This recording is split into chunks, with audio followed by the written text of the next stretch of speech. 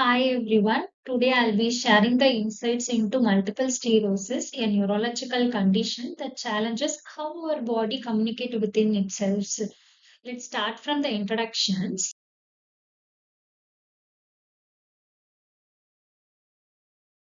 Okay. So, multiple sclerosis is one of the most common central nervous system diseases, which means the whole autoimmune system attack the nervous tissues of the body. So, why do we call this a multiple sclerosis? So, multiple means that affect multiple organ in our body, and sclerosis means there is a hardening, a scarring of the tissue. We call this sclerosis. So, central nervous system is composed of brain and spinal cord. So neurons will transmit the signals through axons, which are covered by a myelin sheath made by oligodendrocytes. So myelin is an insulated layer wrapped around by a axons of the nerve cells, which is helps to transmit the electrical signals travels quickly and efficiently. So in multiple sclerosis, the immune system damages this myelin covering, which disrupt the communications between the brain and rest of the body.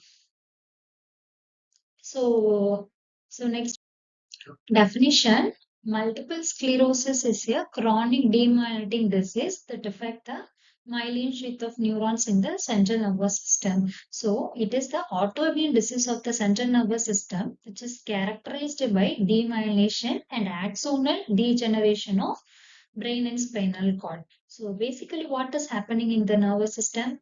The immune system damages the neurons in the brain and spinal cord, and which is all the signs and symptoms will lead to an motor neuron lesions only. So, in multiple sclerosis, it is often called the disease of a thousand faces because it can present in many different ways depending on which part of the CNS is affected. In incidence, autoimmune disease is more common in females compared to males, and it is more common in younger females of 20 to 40 years of age. And an important point to remember is people who are living in the cold exposure or away from the equator are more prone to get this multiple sclerosis. It is mostly associated with the cold climate only, and migrations also cause the multiple sclerosis. In etiological factor, the exact cause for multiple sclerosis is not known. So it may due to a genetic predispositions. It may interplay between viral infection, post-immune response, and hereditary alone, or in combination may play a role. These are the risk factors of age 20 to 40 years, and women have more chance, a family history of a genetic predisposition, certain infections like Epstein-Barr viruses, and more in cold climate. Some mental triggers or environmental factors may also activate the multiple sclerosis, like low vitamin D, decreased sun exposures, smoking, stress, fatigue, pregnancies, and some physical injuries also there to cause a multiple sclerosis. So, coming to the pathophysiology, any etiological or environmental factors that affect an immune system. So that will produce an autoactive T lymphocytes. The T lymphocytes are a T cells which is mainly responsible for scanning and cellular abnormalities and any infections. So blood-brain barrier. So the main role of blood-brain barrier is a protective barrier which is made up of an endothelial cells. In multiple sclerosis, the blood-brain barrier is disrupted, allowing the inflammatory immune cells enter the CNS and attack the myelins. So after that, that damages the own body and the inflammation process take place. After the activation of T and B cells, it causes destruction and demyelination of the axons. Now, the axons of the CNS is lined by a cells called an oligodendrocytes. In the CNS, myelin sheath is found by oligodendrocytes. The electrical conduction of the neuron is impaired that will result in neurological deficits. So it causes a loss of axons and atrophy of the oligodendrocytes, which produce a formation of plaque. After that, it will lead to a gliosis of the tissues, and later it will lead to an inadequate repair of that particular cells.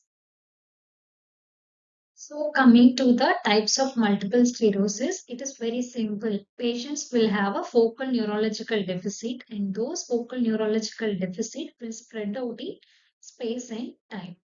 The space means that every time the different area of the brain is fatigued, therefore different neurological symptoms will be there. At one point, the patient may have a symptoms of eye, and another point, the patient may have a symptoms of head. So, different spaces of the brain will be affected. It also distributed over a certain period of time. So, it is the classical feature of multiple sclerosis. Then coming to the relapsing remitting multiple sclerosis, the word relapses means to become worsen again after an improvement. So there is an acute relapses followed by a period of partial or complete recoveries. There is called as an relapsing remitting multiple sclerosis. In primary progressive multiple sclerosis, steady progression of disability from onset and no relapses. There is a gradual worsening of the symptoms only is there. So, in secondary progressive multiple sclerosis, initially there is a relapsing remitting multiple sclerosis course, followed by a steady progression of disability. So, there is a gradual worsening of symptoms and fewer relapses is there. At last, progressive relapsing multiple sclerosis.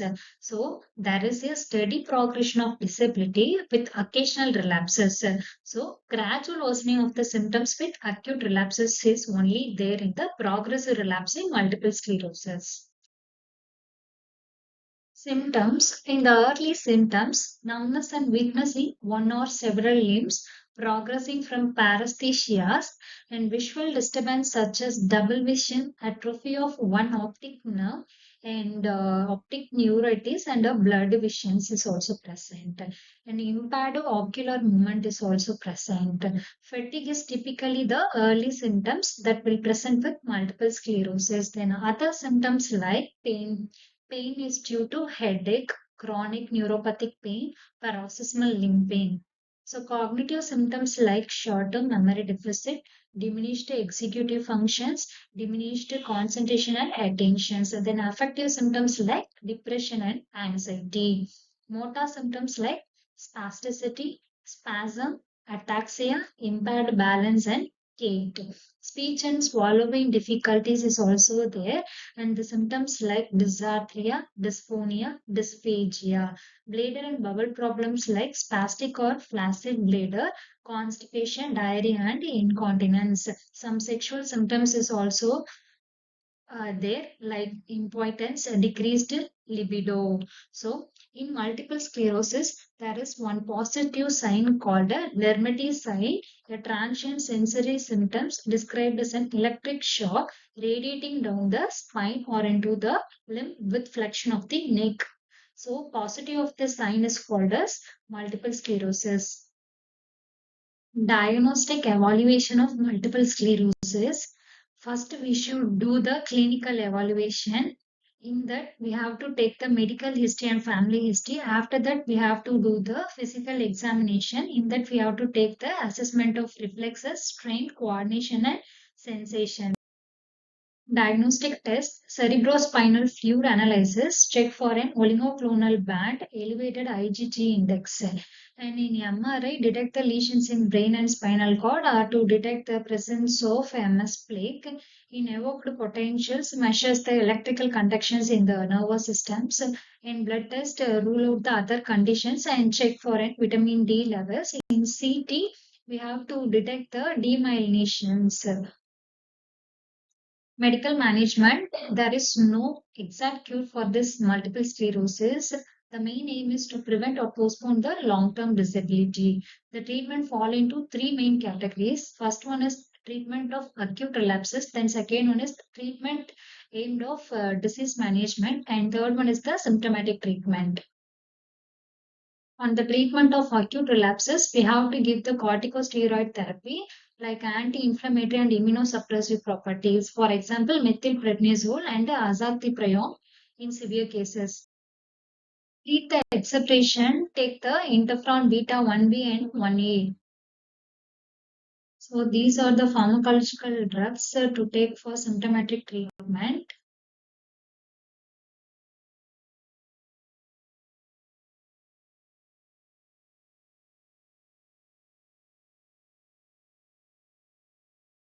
In physiotherapy management, our goal is to improve the mobility that will enhance the walking, balance, and overall mobility, manage the symptoms that will address the spasticity, pain, fatigue, and bladder issue, promote independence, and physiotherapy interventions like exercise program, aerobic exercise, strength training, and flexibility exercise. In gait training, that will improve the walking pattern, balance, and posture of the patients. Balance and coordination exercise that will reduce the fall risk and enhance the stability. Stretching and mobility exercise that will manage the spasticity and improve the range of motions. In surgical management, deep brain stimulations is given. There is a device is implanted that stimulate an area of brain in case of severe tremor in limbs. Then implantation of drug catheter or pump. A catheter is placed in the lower spinal area to deliver a constant flow of drugs like baclofen in case of severe pain or spasticity. Thank you for watching.